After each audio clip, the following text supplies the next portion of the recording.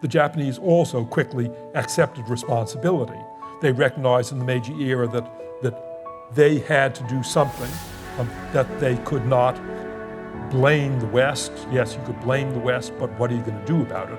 They could not get wrapped up in self-pity, but they had to accept responsibility for changing Japan. Japan in the Meiji era is a prime example of selective change. Japan, for 2 centuries in the Tokugawa era, closed itself off from the outside world, did not permit others to come to Japan except for Dutch traders on an island in Nagasaki Bay, and correspondingly Japanese were not permitted to go overseas, so Japan was isolated. Japan's isolation was ended by force by the arrival of an American fleet of steamships with guns, which the Japanese didn't have, under Commodore Perry in 1853, sailing into basically Tokyo Bay and demanding a treaty for the Japanese to look after shipwrecked American sailors. This threw Japan into a crisis because they recognized, seeing Perry's fleet, that Japan was not equipped to fight against the West. And the Japanese realized that they had to acquire the strength of the West, otherwise Japan would suffer the fate that China had been suffering, being outgunned by the West. And so Japan, in 1868, overthrew the Tokugawa shoguns and embarked on a crash program of selective change, as a result of which Japan, within 50 years, transformed itself from a feudal society to a modern industrial society and a military powerhouse, and among other things, succeeded in fighting off the West. Well, that was the Meiji era, the era of the Meiji emperor. One thing is acknowledgement of a crisis. Initially, after Commodore Perry arrived, there were radical Japanese called the Shishi who thought that Japan could still resist the West, and then 2 bombardments by American fleets made even the Shishi, made all Japanese acknowledge that they had to do something, that there was a crisis. The Japanese also quickly accepted responsibility. They recognized in the Meiji era that they had to do something, that they could not blame the West. Yes, you could blame the West, but what are you going to do about it? They could not get wrapped up in self-pity, but they had to accept responsibility for changing Japan. Japan in the Meiji era is a prime example of selective change.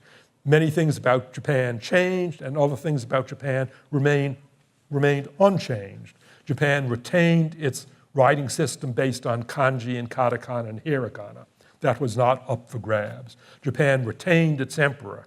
That was not up for grabs. But Japan changed its form of government and clothing and its military and education and da-da-da-da-da.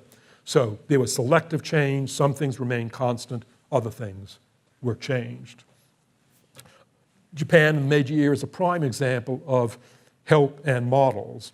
Japan, in westernizing, received help especially from the United States and Britain and France and Germany. And Japan not only received help from those 4 countries, but Japan also looked to those 4 countries as models. In each era of Japanese life, Japan looked to which one of those 4 countries had a model best suited to Japanese circumstances. And so Japan rebuilt its fleet based on the model of the British fleet, which was the strongest fleet then, and Japan rebuilt its army based on the model of the Prussian and the German army, which was the strongest army at the time, and Japan redesigned its created a national educational system based initially on the American model, and then Japan redid its civil law code and its criminal law code based variously either on a French model or on a German model. So it's an outstanding example of learning from models.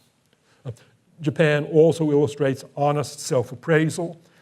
At each stage in Japan's military expansion after 1868, the Japanese gauged correctly what they were strong enough to do, and they avoided things that they were not yet strong enough to do, and they did things when they were strong enough to do them. And so in succession, step by step, Japan first annexed Hokkaido, and they could do that. And then they took over Okinawa, and they could do that. And then they had a war with China Took them a couple of decades before they were ready to do that, but they gauged correctly.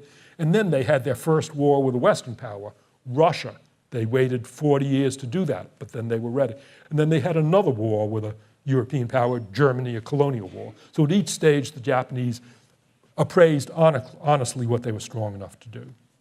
Japan was helped by having a strong national identity, recognizing that the Japanese are unique and admirable in many respects. And the Japanese exercised patience. It took them 45 years to complete the changes of the Meiji era. You know from your own experience that when you're in a personal crisis and you're trying to figure out a new way of doing something, often you won't figure out the right way to do it on the first try. You got to experiment around. It may take you several tries before you figure out how to handle your relationships or how to handle your children or how to deal with death. And similarly, the Japanese were patient. They went through several steps in revising their civil law code and their criminal law code and their educational system. They tried something, recognized it didn't work. They were patient, went on and tried something else. So Japan in the Meiji era is an outstanding example of a national political crisis traversed successfully in the light of the factors that we see from personal crises.